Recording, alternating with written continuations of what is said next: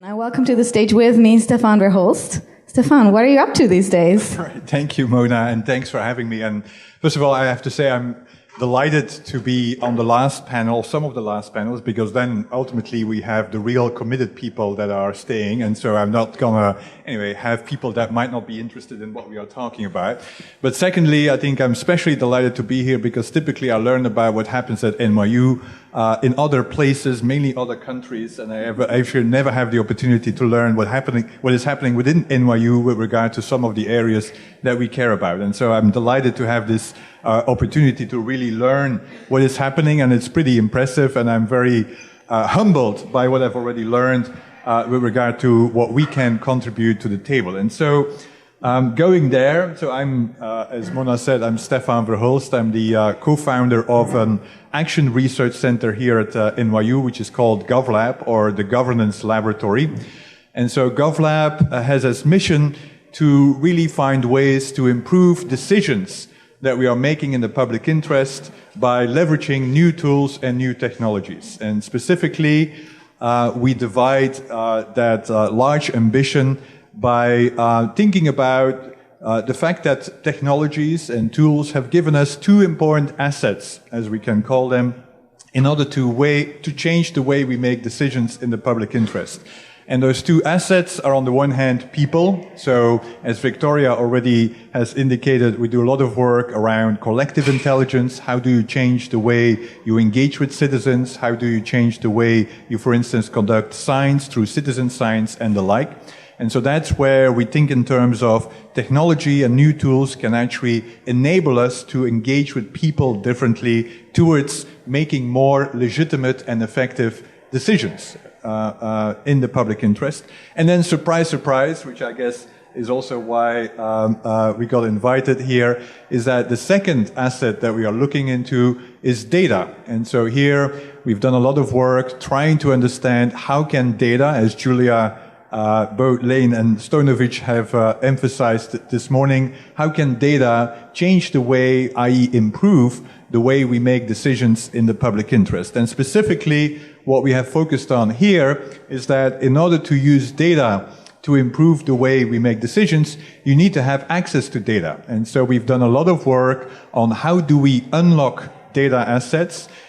Those data assets could be residing within government. So we have a whole program that focused on open government data. What are the incentives? What are the challenges? And how do you measure impact if you start unlocking open government data? But then, of course, there's a whole, and I would say the majority of the data that we already have seen, the majority of the data that's being collected is, of course, in the private sector. And so what we have tried to understand is not only what are the challenges of that increased, of course, datafication, but also how do we actually start unlocking some of those data assets in the public interest. So how do we establish new kinds of public-private partnerships around data that was collected in the private sector in order to inform the public decision-making process. And so that's something that we call data collaboratives. And within that space, we have a whole cycle of actions, because it turns out, as you might know, that establishing data collaboratives is not easy. There are a whole set of transaction costs, and so what we are working on right now in that space is to really thinking about how do you lower the transaction costs to establish data collaborations. Some of them are related with expressing the demand side better, meaning what are the kinds of questions that actually could be answered through data collaboratives, and so we have an initiative, the 100 questions, but also questions with regard to how do we professionalize the supply side, such as how do we establish new professions within corporations that can actually engage and respond to requests for their data in a more responsible manner. And I'm going to end by saying that one big area that we're also focusing on is, of course, how do you then actually govern data collaboratives? Not only how do you use data collaboratives for improving governance, but also what's the governance structure, and also what's the governance structure to start using data collaboratives to inform AI. And so that's perhaps something that we can talk about in this session, because Anyway, what we're not going to talk about is actually what we are already doing, but because there are many remaining questions, and so what we will try to focus on, based upon some of the work that Mona has done, and I will ask you in a second to introduce yourself more, and especially your work, we have identified a new area of inquiry that we feel this group within NYU could actually also help us establish and especially help define the research design for that kind of inquiry that we are planning on doing next. But talked already too much. As Mona knows, if you give me the floor, I just take it. But now over to Mona, and especially what we would like to know, Mona, is not, anyway, what you've been doing with regard to this alliance, but also in your spare time, what have you been doing with regard to AI governance? To me, what keeps me up at night. Right, so what keeps me up at night is, as a sociologist, my sort of larger project is developing a sociologic understanding of the interplay between processes and products of design and inequality. So developing a sociology of design and inequality, particularly in the context of technology, and specifically artificial intelligence, because I think it's a very neat case for design inequality. As part of that, I'm interested theoretically in sort of the sociology of social practice, but I'm also very much interested in the politics of knowledge production, which are hugely important when we look at the artificial intelligence space. You probably all heard about the global AI race, which is in and of itself a problematic term. But let's take it at face value and let's look at the global landscape of national artificial intelligence strategies, which is what I've been doing, which is what my research has been on over the past 18 months or so. And if we look at that landscape, we're basically seeing countries and governments racing to position themselves competitively in a global marketplace. So these kinds of strategies are not necessarily governance papers, they're not regulation, although quite a few of them look to inform regulation and policy making, but they're first and foremost strategies to put government money to stay competitive in the technology and innovation space. That is not to underestimate. These are hugely important. Just to give you a few numbers from Europe, Germany has invested 3 billion explicitly for artificial intelligence, France 1.5. This is just the government. That's not corporate investment. Why does it matter? It matters as economist Mazzucato has reminded us in her fantastic book, The Entrepreneurial State. There is almost no innovation, large-scale technological innovation, that has not been substantially developed through government funding. Now again, when we look at these strategies, we're sort of seeing three main things. We're seeing a focus on research, so that means higher education investment, but that also means a focus on talent attraction and retention, whereby computer science talent is seen as a scarce resource, innovation, particularly in the private sector, and of course national security, both in terms of democratic institutions, but also of course the military. Now, what we're not seeing in these strategies, and not necessarily connected to that, are TV initiatives that look to regulation, and what we're particularly not seeing necessarily are the real innovations and governance structure. This is falls somewhat outside of the framing of these strategies. And we've been talking about that quite a bit, you and me, and sort of have identified that a different sort of level of granularity comes to matter here, and that perhaps the cue is the term city. And I'm going to play that back to you. Yeah. Thanks, Mona, for setting the stage. And indeed, if we start looking into A, what is happening at the national or even the global level, and B, what we have identified as challenges, and I think throughout this whole morning we have identified a whole range of challenges, public interest challenges associated with AI, and we see that actually those challenges are not sufficiently addressed by what's happening at the national level. And so what we see happening are cities filling that void. And this is not unique to AI. I would say this is actually happening more and more in the public policy space, which Bruce Katz, as some of you might have known, who works at the Brookings Institution, he has called this the new localism, i.e. the fact that cities are actually stepping in and developing public policies at the city level where policies at the national level or even at the global level are failing. And so what we want to examine is actually how does that translate with regard to AI. And so what we want to really examine is AI localism.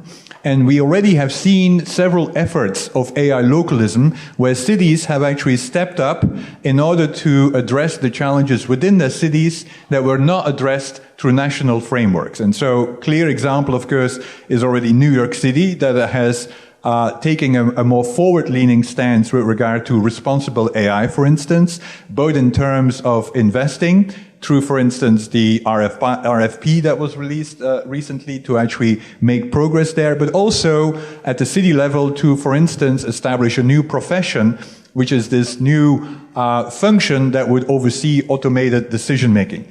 We also have seen then the other extremes where cities start banning the use of specific artificial intelligence, such as face recognition.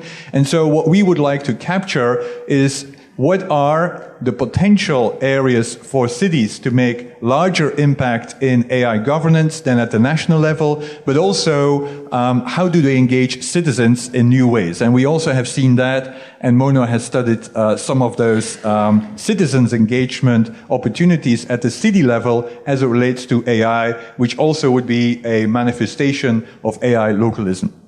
Yeah, so I want to make 2 points or add 2 points to that. So first, the idea of AI localism is a framework at this point, and it's a critical framework. So it's a critical framework that in the future we hope helps us to interrogate these kinds of governance, innovation, and interventions on the city level. So we hope that it will be a lens to allow us to investigate how successful is, for example, the new data science officer of New York City, or how successful are these kinds of more local governance interventions. So it's very important to understand that this is a critical lens, first of all. And second of all, and what we hope this framework also allows us to do is build on lived experience and expertise, and activism as expertise and sort of stuff that we can bring in and sort of count as governance, innovation, and include that into policy frameworks. And one example that I want to mention here, and I'm extremely honored that 2 representatives are here today, is the Atlantic Tower Residents Association. Fabian and Trina are here today. Thank you so much for coming.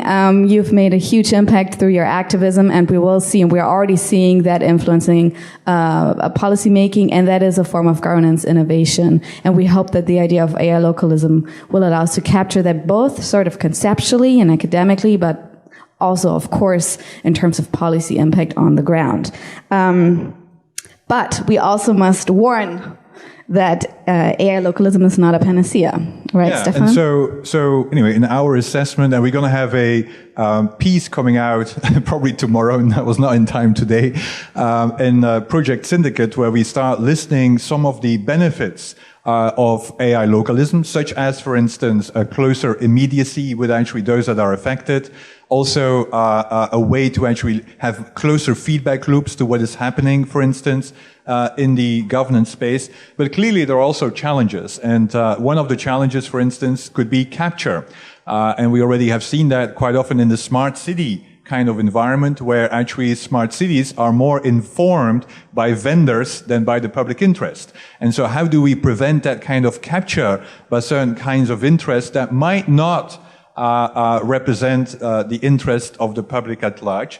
But also other captures, of course, is that if every city starts governing AI in a different way, we might see massive fragmentation of actually how AI is being governed, which could actually have negative consequences. And so the question here is then, how do we deal with fragmentation in the AI governance space if cities are becoming a main driver in developing policies, and what would be some of the solutions with regard to a distributed way of aligning each other's policies, and also then, of course, having transfer of policies that have been experimented, have proven to be working, and then how can that be transferred to other cities, but also then at the national level. And so these are some of the questions that we will try to establish. And perhaps, Mona, you can end by saying what the next steps might be, and especially how others can engage with us. Yeah, so the next step is going to be that we hope to launch this as a wider research project and initiative and sort of start a database and really engage on the ground with expertise. But I want to take 1 minute to ask if anybody has a question or a comment on that. Danya. Yes, of course. So I'm so struck by this conversation in light of the news that So I'm struck by this conversation and thinking about the powers that cities have in relation to other kinds of government entities. And what it's making me think about is the decision of ICE this week to disallow certain kinds of expedited entry into and out of New York City. Right, this was announced yesterday. And to me, that really illustrates that there's actually risk in cities taking on governance of technologies and sort of leading on different aspects of social justice, right? So this is in retaliation for New York City's refusal to share certain forms of data with ICE. Right. So I'm curious, is this going to be an issue with AI and AI localism, these tensions or struggles or even antagonisms between cities and other levels of government? Yeah, I think that's a great question. And I think that's, first of all, that's what we would like to explore, right? And I think clearly this is first of all, an interdisciplinary kind of question, which already refers to what is for instance, from a legal point of view, what is actually the jurisdiction to activate or to have a policy, and then what is actually other jurisdictions that might conflict and might impose their norms and rules on it. And then there are other kinds of interdisciplinary questions with regard to social justice and with regard to how do you even organize yourself.